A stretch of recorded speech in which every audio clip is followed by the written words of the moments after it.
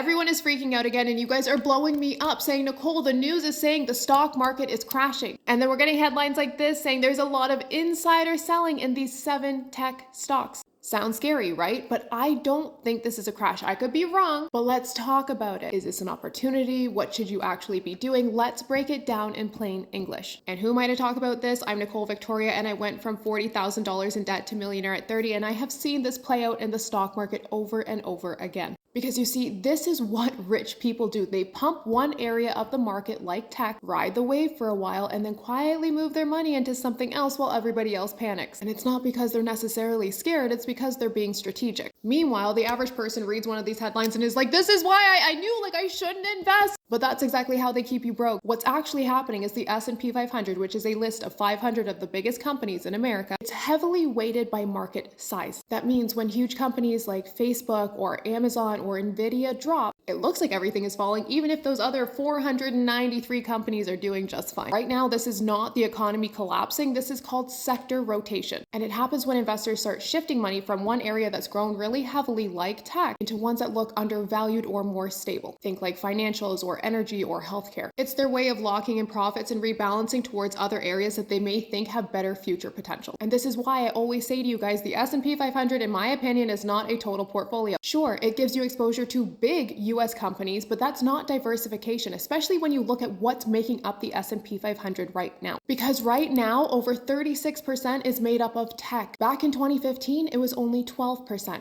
So you can't really say I'm diversified if only one sector is doing all of the heavy lifting. And this is why I teach my students to invest in the total market and global funds so that you benefit no matter what the market is doing. Because you never want to be just overexposed to one country, one company, one industry. That's how you properly diversify. You don't want all of your eggs in one basket. It's not about just making money. It's also about making sure that you don't lose money. And if you want to learn more about how to invest like the wealthy do, I'm teaching you everything in my free investing masterclass, link in bio.